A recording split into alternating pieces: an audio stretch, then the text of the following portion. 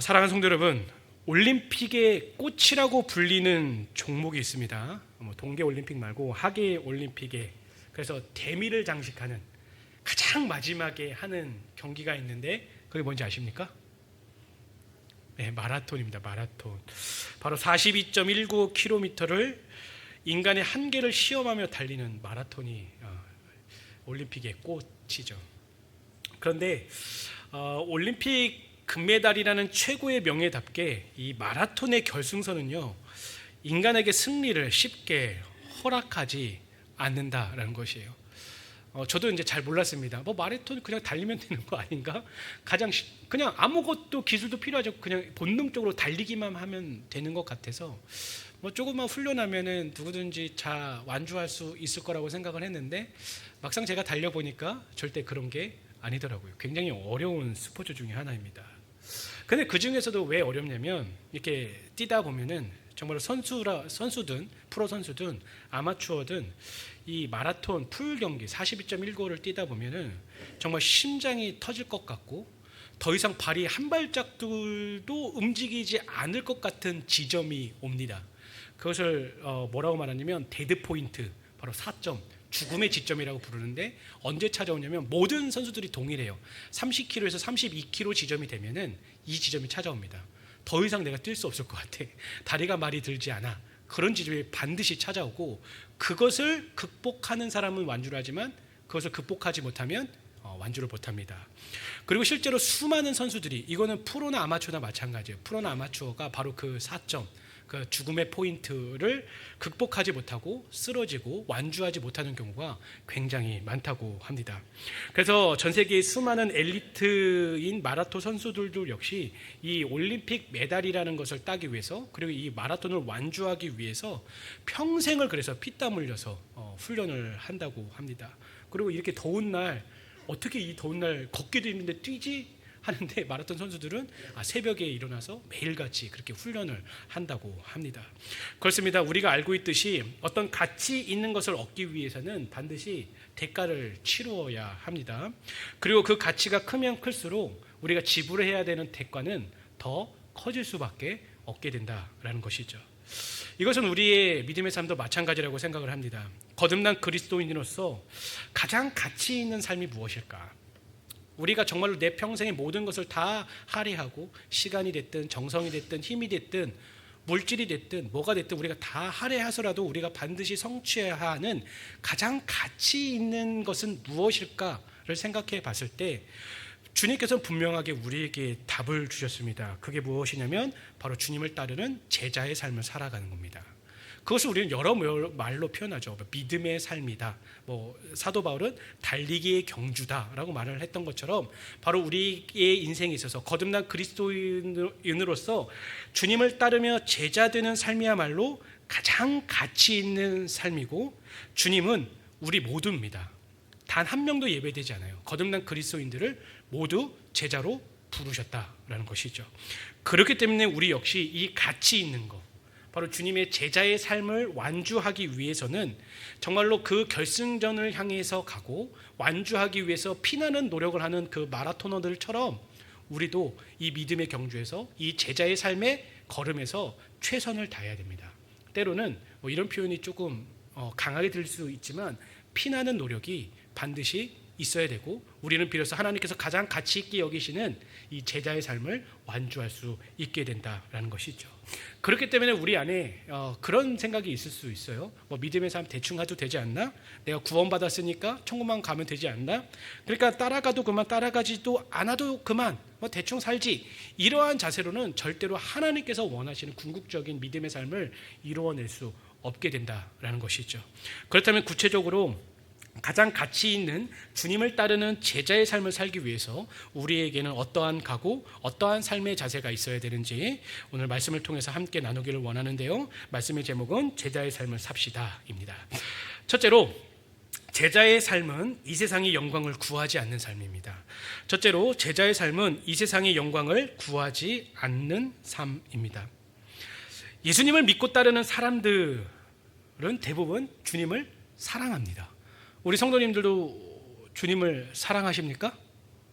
사랑하시죠. 사랑하기 때문에 믿음의 길을 걷고 사랑하기 때문에 제자의 삶을 걸어가게 되는 것이에요. 이것이 바로 믿음의 삶, 제자의 삶을 살아가는 이유이고 동기입니다. 가장 강력한 이유이고 동기예요. 그런데 그렇게 주님을 사랑하는 삶, 주님을 사랑하는 삶에서 자칫 잘못하면 이 사랑, 주님을 사랑하는 삶에서 이 사랑이라는 글자가 다른 글자로 대체되기 쉽다라는 거예요. 그러니까 우리가 왜 믿음의 삶을 살아갑니까? 주님을 사랑하기 때문에. 왜 우리가 제자의 삶을 살아갑니까? 후에 나누겠지만 어렵고 힘들지만 왜 제자의 삶을 살아가려고 합니까? 주님을 사랑하기 때문에가 동기이고 이유예요. 근데 자칫 잘못하면 이 사랑이라는 주어가 다른 글씨로 바뀔 수 있게 된다는 거예요. 그리고 가장 쉽게 바뀔 수 있는 글자가 뭐냐? 그게 바로 축복입니다. 축복. 즉 주님을 사랑하는 삶에서 주님을 사랑하기 때문에 나는 이 길을 걷습니다 해서 어떻게 바뀌게 되냐면 주님의 축복을 바라는 삶으로 바뀌게 될 수 있다는 거예요. 그러면 우리가 조금 답답해질 수 있어요. 아니 축복이 나쁜 거냐, 우리가 축복을 바라는 삶이 잘못된 거냐라고 생각할 수 있습니다. 물론 축복을 바라는 것 자체는 잘못이 아니에요. 절대로 잘못이 아닙니다. 하지만 우리가 지난 주일에도 나눴던 것처럼 주님을 사랑하는 마음을 잃어버린 채, 그 중심을 잃어버린 채 축복만을 바라는 거, 그것은 잘못된 겁니다. 성도 여러분, 이 앞뒤 관계를 잘 생각하시고 기억하시기 바랍니다. 믿음의 삶에 있어서, 우리가 제자의 삶을 걸어가는 데 있어서 정말 우리가 주님을 너무 사랑해요. 나를 구원하실 그 주님의 은혜에 너무 감격해서 주님을 너무 사랑해서 주님을 너무 사랑하기 때문에 말씀에 순종하고 제자의 삶을 살아갈 때 주님께서는 그러한 우리를 기쁘게 여기세요. 그래서 우리에게 허락하시는 게 뭐냐? 그게 은혜입니다. 그게 축복이에요. 사실 주시지 않으셔도 돼요. 이미 죽어가는 영혼 살리셨고 지옥에 갈 수밖에 없는 영혼 천국 백성으로 만드셨기 때문에 우리는 그 감사함, 그거 하나로도 믿음의 삶을 살아가는 충분한 이유와 동기가 되지만, 그렇게 주님을 사랑해서 우리가 주님을 따라가는 삶을 살면은 하나님께서 덤으로 우리에게 축복이라는 것을 주신다라는 것이 있죠. 그게 축복이에요. 우리는 이 앞뒤의 관계가 절대로 바뀌어서는 안 된다라는 것이죠. 그런데 단지 축복을 받기 위해서 주님을 사랑한다? 축복을 받기 위해서 믿음의 삶을 살아간다? 좀 말이 심하게 들리실 수도 있겠지만 그것은 어쩌면 위선일 수도 있다라는 거예요. 위선일 수도 있다. 그런데 오늘 본문을 보면요, 이렇게 주님을 따르는 동기가 심각하게 흔들려져 있는, 그러니까 앞뒤 관계가 바뀌어져 버린 그러한 사람들이 나옵니다. 그리고 그 사람들이 나오는데 그 사람들이 누구냐? 어떤 이렇게 주변에 있던 사람들이 아니었어요. 무려 주님을 3년 반 동안 따라다녔던 누구였습니까? 오늘 등장하는 야고보와 요한이 등장을 한다라는 것이죠. 생각해보면 사실 이 야고보와 요한도 처음에는 예수님께서 메시아라는 사실, 그리고 그 예수님을 통해서 하나님의 나라를 경험한다는 정말로 순수한 열정, 정말 주님을 사랑하는 그 순수한 열정으로 따랐을 거예요. 그러니까 이들이 어떻게 따랐습니까? 자신의 배와 자신의 그물, 자신의 가족을 다 내려놓고 주님을 따랐어요. 그러니까 그 안에는 순수한 동기가 있었어요. 하나님의 나라의 영광과 정말 하나님을 사랑하는, 하나님께서 보내신 이 메시아를 믿는 그 믿음 때문에 시작했다라는 것이죠. 그런데 이제 점점 어느 때부터 이렇게 되는지는 알 수 없습니다. 그런데 주님께서 행하시는 엄청난 기적과 정말 놀라운 이적들을 곁에서 그들이 계속 보게 되었다라는 겁니다. 예수님께서 한두 번 하신 게 아닐 거 아니에요. 예수님께서 이 땅에서 하셨던 일들을 다 기록할 수 없을 만큼 엄청난 일들을 하셨을 겁니다. 근데 우리는 다 알 수 없지만 이 제자들은 적어도 그 모든 것을 봤어요. 들었어요. 느꼈어요. 그 모든 것을 봤다라는 것이죠. 그렇다 보니까 내면 깊은 곳에서 엉뚱한 욕망과 야망이 자라기 시작했다라는 것이죠. 바로 예수님 저 정도의 능력을 가지신 분이라면 우리가 원하는 어떤 세상적인 소원도 저분이라면 들어주실 수 있겠다.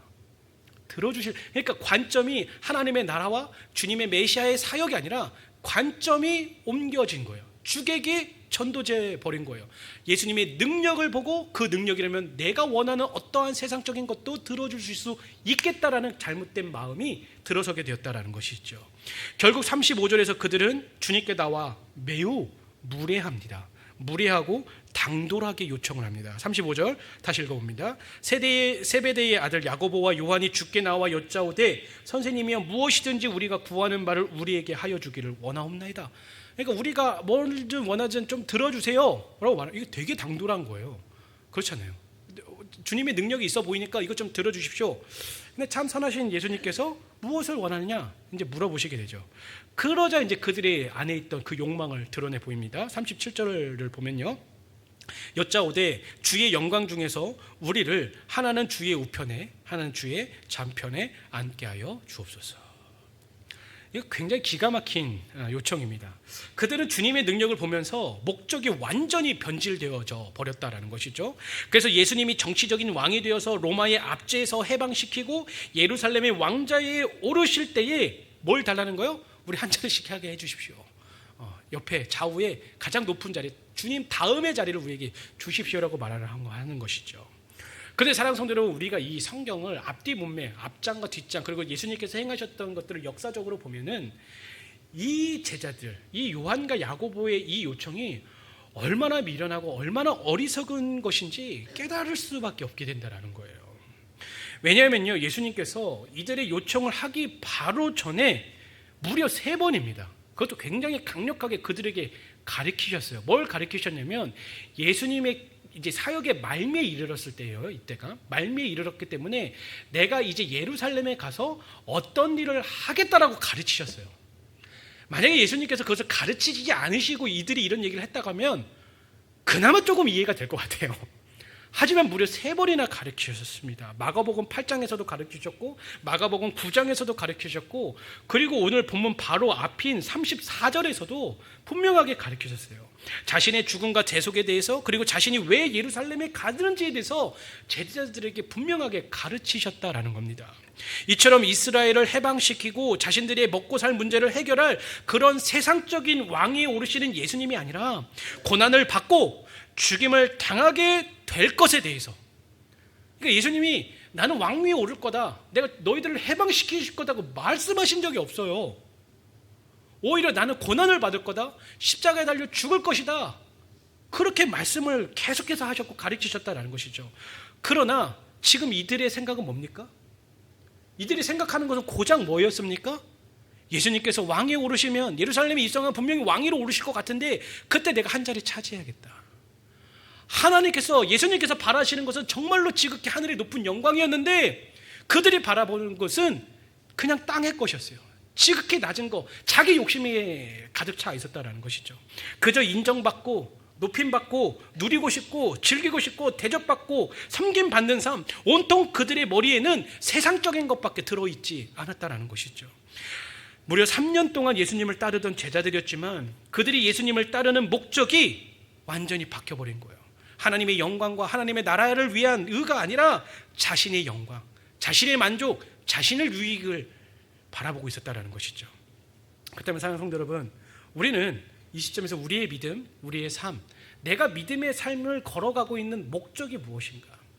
내가 무엇 때문에 지금 이 믿음의 삶을 살아가고 있는가? 내가 무엇을 바라보고 나는 지금 걸어가고 있는가? 우리의 내면과 우리의 중심을 뒤돌아봐야 됩니다. 한번 스스로에게 질문해 보시기 바랍니다. 나는 지금 무엇을 위해 이 믿음의 삶을 살고 있는가? 주님께 무엇을 구하고 있는가? 무엇을 구하고 있는가? 만약에 지금 주님께서 우리 성도님들의 삶에 나타나서 내가 앞으로 너에게 어떠한 축복도 주지 않을 거야 라고 말씀하신다면 그래도 주님을 따르는 삶을 살 수 있으십니까? 주님께서 지금 나타나셔서 내가 널 구원해서 그 은혜가 족하니 이제부터 너의 삶은 형통함이 없고 고난이고 어려움밖에 없을 거야. 하지만 너가 죽은 후엔 천국엔 갈 거야. 그래도 주님을 따르실 수 있으십니까? 우리는 진지하게 우리의 믿음의 삶의 동기가 어디 있는지, 제자로서의 삶을 걸어가고 있다고 자부하고 말하고 있지만 어디 있는지 생각해 봐야 된다는 것이죠. 혹시 우리의 삶 가운데서도 주님을 따르는 목적과 동기가 흐려졌다면 이제 다시 한번 내가 왜 주님을 따라야 하는지, 내가 무엇을 위해서 살아야 하는지를 우리 중간 점검하셔야 돼요. 우리 스스로가 점검하셔야 된다는 것이죠. 성도 여러분, 기억하십시오. 주님은요, 우리의 개인적인 성공이나 만족을 위해 자신을 따르라고 말씀하신 적이 단 한 번도 없으시다라는 것이죠. 또한 세상적인 어떤 기브 앤 테이크처럼 복이라는 대가를 바라고 주님을 섬기는 믿음이 올바른 믿음이라고 말씀하신 적이 단 한 번도 없어요. 단 한 번도 없다라는 것이죠. 그렇기 때문에 복과 형통함을 바라는 세속적인 동기는 우리는 내려놓아야 된다라는 거예요. 주님께서 내가 정말 주님을 사랑해서 내가 이 험한 길을 갈 때에 나에게 축복을 주시면 땡큐이지만, 고맙지만, 그렇지 않더라도 주님께서 나를 구원하시고 나를 사랑하시기에 우리는 그럼에도 불구하고 가야 된다는 것이죠. 오직 나를 구원하신 주님, 나를 사랑하신 주님을 따르며 그분의 영광을 위해서 사는 그러한 삶을 살아가야 된다는 것이죠. 바로 나를 향한 주님의 그 사랑이 동기가 되는 삶을 살아가셔야 된다는 겁니다. 비록 그분의 영광을 위해서 내가 이 땅에서 조금 손해보고, 내가 조금 희생하고, 내가 비록 세상적인 만족과 충족함이 부족할지라도 주님을 따르는 삶이 진짜로 가치 있는 삶이기에, 결국엔 주님께서 우리의 무엇을 보고 평가하시냐면 네가 얼마나 나를 잘 따라왔느냐, 그것을 통해서 보시기 때문에 우리는 그것을 동기 삼아 이 땅에서의 제자의 삶을 걸어가야 될 줄로 믿습니다. 바로 주님을 사랑하는 그 동기, 하나님의 나라와 영광을 먼저 찾는 그 명확한 목적을 가지고 제자의 삶을 살아가는 우리가 되기를 간절히 바라겠습니다. 둘째로, 제자의 삶은 섬김입니다.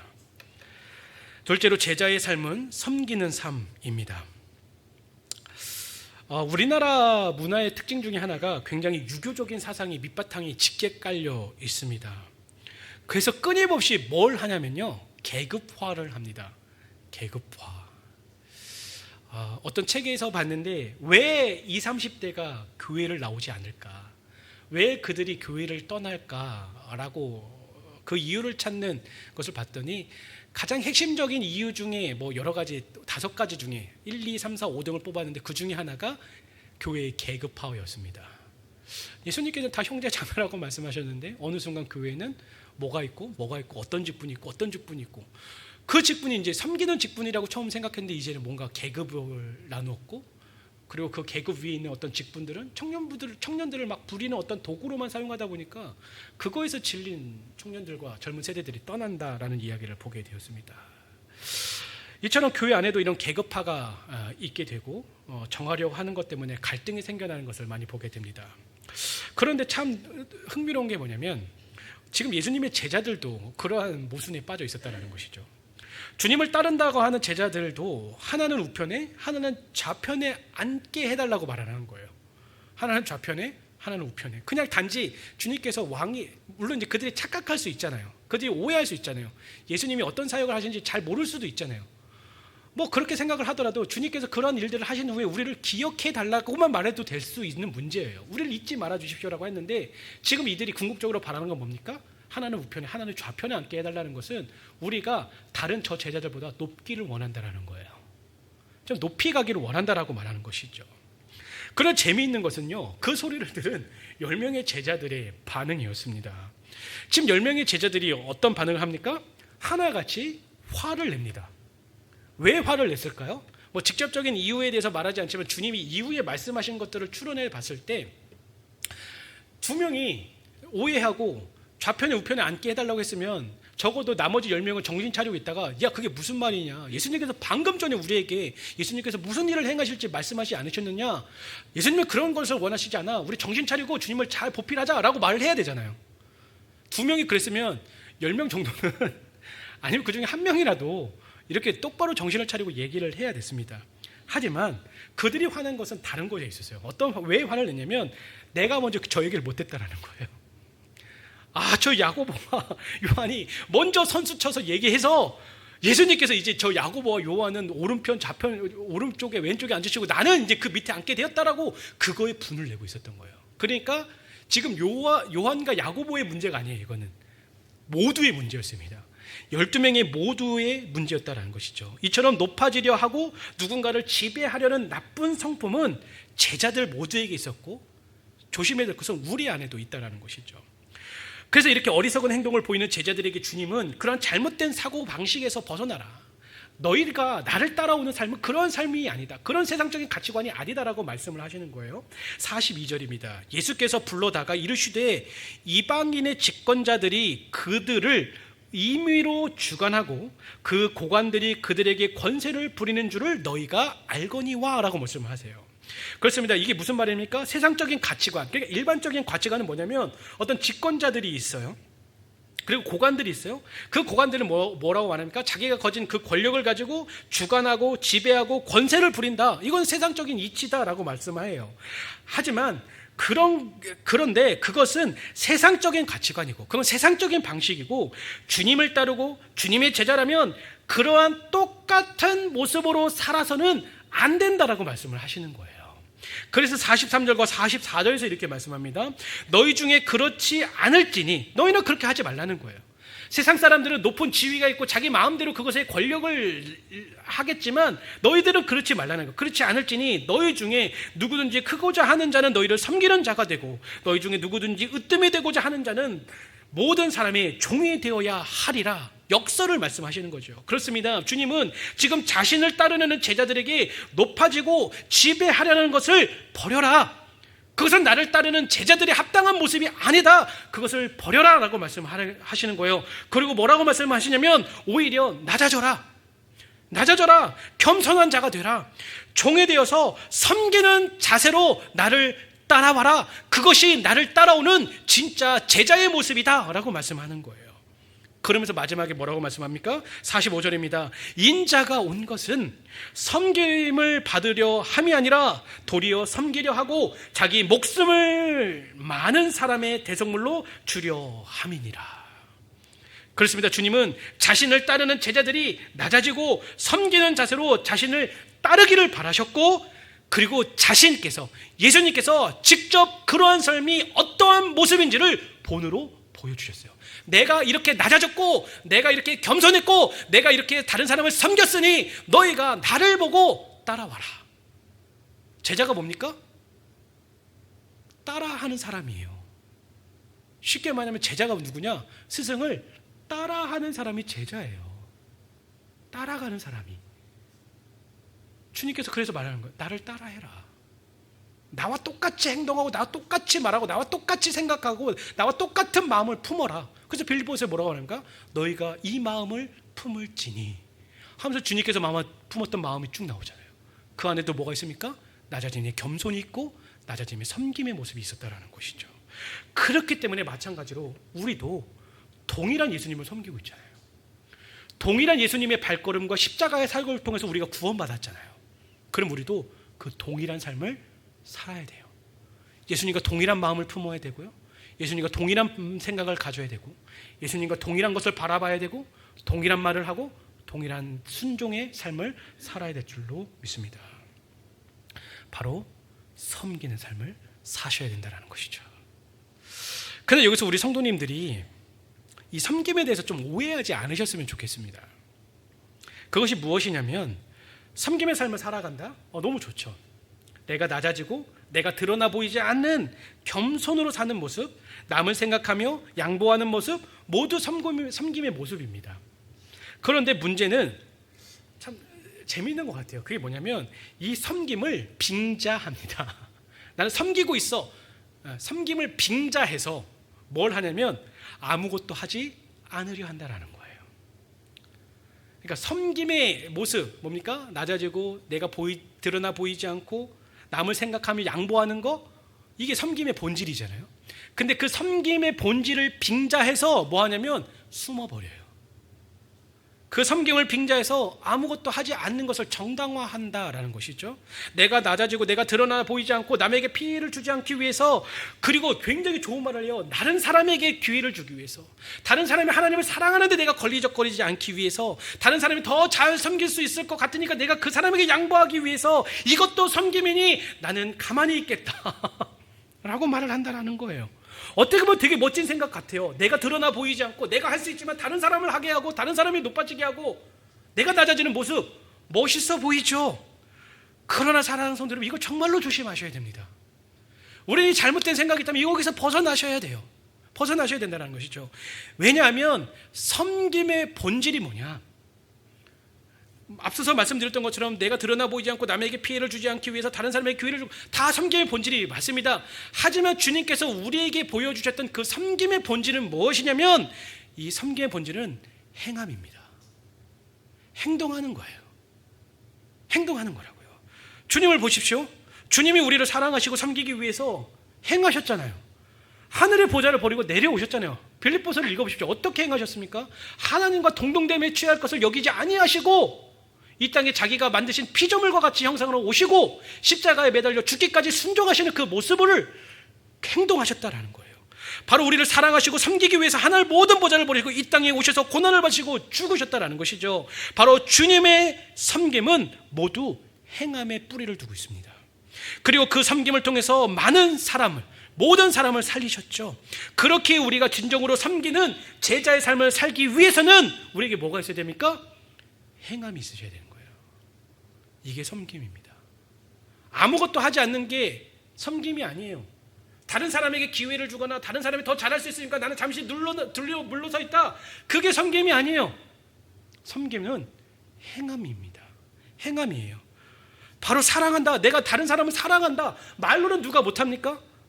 다 사랑한다라고 말할 수 있죠. 하지만 정말로 내가 사랑해서 다른 사람을 섬긴다면 그 사랑을 가지고 행동하셔야 돼요. 어떻게 행동해야 됩니까? 다른 사람이 나에게 조금 나쁜 말을 하거나 다른 행동을 했을 때에도 용서하고 비록 다 이해할 수 없지만 다른 사람을 포용하고 감싸 수 있는 그 실질적인 행함, 그 섬김이 우리에게 있어야 된다는 거예요.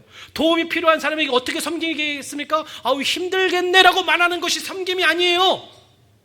내가 너의 마음을 알아. 내가 같이 내 막 함께 아파해 줄게. 물론 그것도 섬김의 모습일 수 있지만 진짜 섬김은 아픔이 있고 고난이 있는 사람에게 손을 내밀어서 일으켜 세워지는 게 섬김입니다. 우리가 영원한 죽음과 사망으로 갔을 때 주님께서 힘들겠네, 어렵겠네, 어떻게든 잘 살아봐라고 말씀하지 않으셨어요. 직접 이 땅에 내려오셔서 십자가에서 우리에게 손을 내미셨던 것처럼 우리도 그렇게 손 내미는 행함이 있어야 된다는 것이죠. 기도가 필요한 사람에게 기도하겠습니다 말만 하는 것이 아니라 정말로 그 사람을 기억하며 기도하는 행함이 있어야 되고, 낙심한 사람에게 위로를 건네줄 뿐만 아니라 내가 무엇을 도와줄 수 있는지 찾고 도와줄 수 있는 것, 힘과 용기를 줄 수 있는 말 한마디를 건네는 것, 그게 진짜 섬김입니다. 그게 진짜 사랑이다라는 것이죠. 나를 위해서 이 땅에 직접 내려오셔서 죽으신 의 섬김처럼 우리도 그렇게 다른 사람을 행함으로써 섬기셔야 된다는 것이죠. 물론 사랑하는 성도 여러분, 때로는 이 섬김이 참 버겁습니다. 쉽지 않아요. 누군가를 섬기고 내가 낮아지고 사랑으로 표현하고 이해하고 다른 사람의 실질적인 도움을 준다는 거 쉽습니까? 어려워요. 정말로 어려운 삶입니다. 그러나 기억하시기 바랍니다. 뭘 기억하셔야 되냐면 주님께서 이 땅에 오신 그 섬김을 통해서 날 살리셨잖아요. 그렇죠? 날 살리셨어요. 그러면 나의 그 겸손한 섬김이 때로는 다른 누군가를 살릴 수 있다는 거예요. 내가 힘들고 어려워도 사랑으로, 낮아짐으로 누군가를 섬기고 기도하고 도와준다면 그 작은 하나의 행함이 낙심하고 지쳐있고 넘어져 있는 그 영혼을 살릴 수 있다라는 것이죠. 그렇게 진정한 섬김으로 제자의 삶을 살아가는 우리가 되기를 간절히 바라겠습니다. 마지막으로 제자의 삶은 고난을 인내하는 삶입니다. 이건 전체적인 제자의 삶에 포함되는 건데, 그렇게 자신들의 유익을 생각하며 질문한 제자들에게 예수님이 처음부터 이렇게 말씀합니다. 38절입니다. 예수께서 이르시되 너희는 너희가 구하는 것을 알지 못하는도다. 내가 마시는 잔을 너희가 마실 수 있으며 내가 받는 침례를 너희가 받을 수 있겠냐? 라고 물어보세요. 여기서 말씀하시는 주님의 잔과 침례는 뭡니까? 십자가의 고난과 죽음을 뜻합니다. 그러나 그들은 자신들이 무엇을 요구하고 있는지, 주님께서 지금 어떠한 것을 받으셨는지 알지도 못한 채 뭐라고 말하면 네, 할 수 있어요 라고 말을 한다라는 것이죠.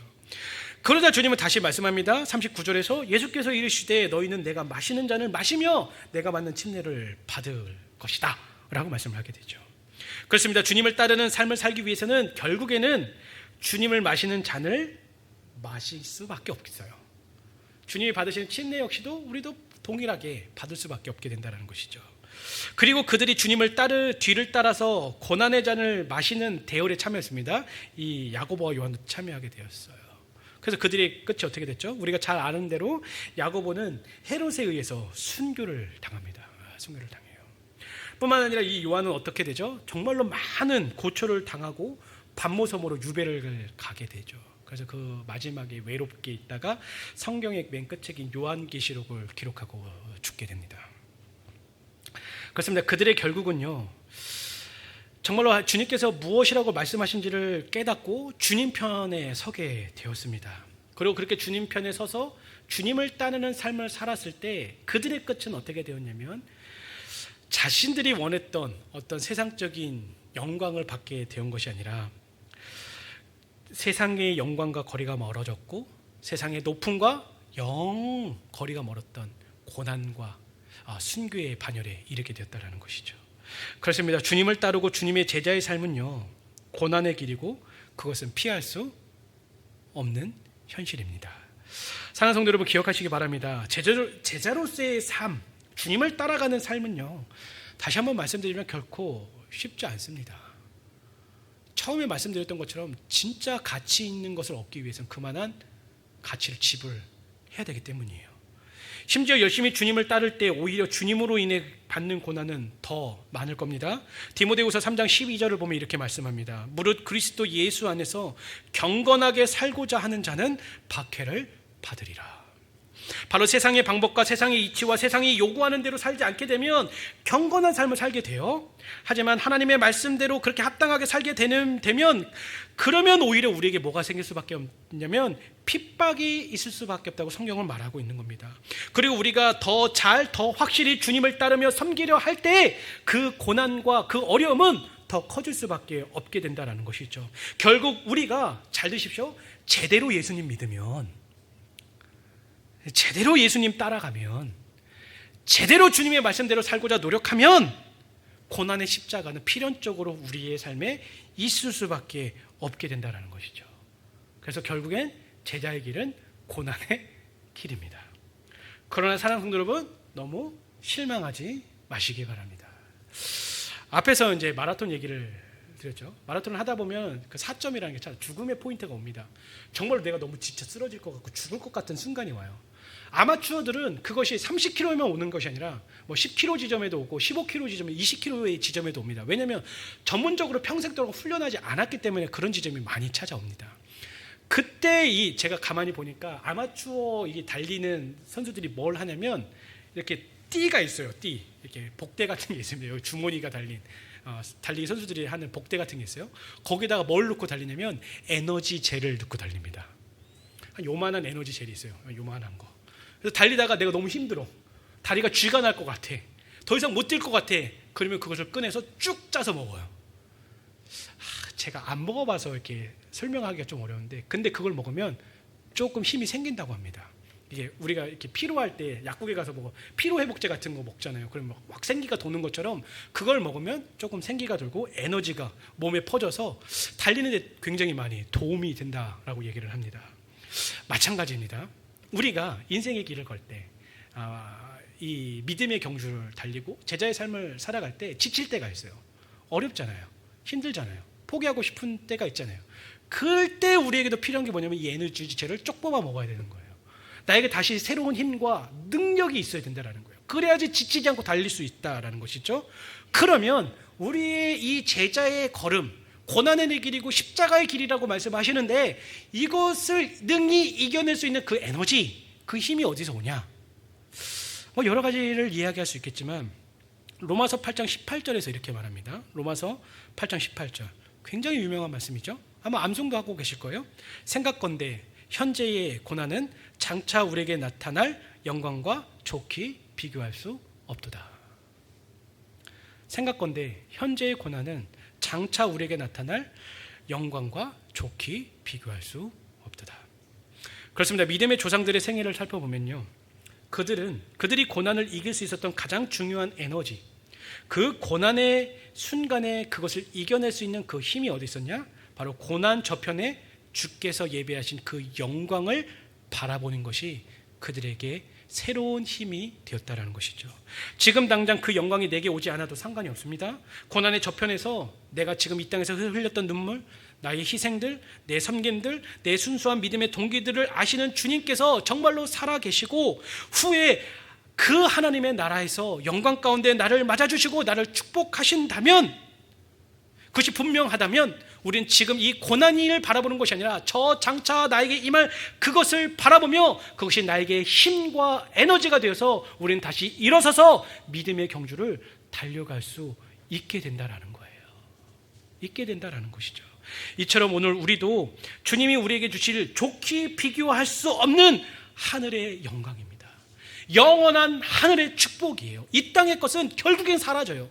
아무리 내가 노력하고 수고해도 단 하나 것도 가져갈 수 없습니다. 하지만 내가 비록 이 땅에서 힘들고 어렵고 고난이었지만 내가 그것을 인내하고 주님을 사랑하여서 믿음의 경주 제자의 삶을 완주한다면 영원히 변하지 않고 쇠하지 않는 하나님의 나라에서 주님께서 우리를 영광 가운데 맞아주신다는 그 믿음이 우리를 다시 달리게 할 것이고 그 믿음이 다시 우리를 제자의 삶을 걷게 할 것입니다. 사랑하는 성도 여러분, 누구든지 나를 따라오려거든 자기를 부인하고 제 십자가를 지고 나를 쫓아오라는 이 주님의 명령 앞에 반응할 수 있는 우리가 되기를 원하고요. 오늘 나눴던 이 세 가지 말씀을 기억하며 진정 제자의 삶을 살아가는 우리 모두가 되기를 간절히 바라겠습니다.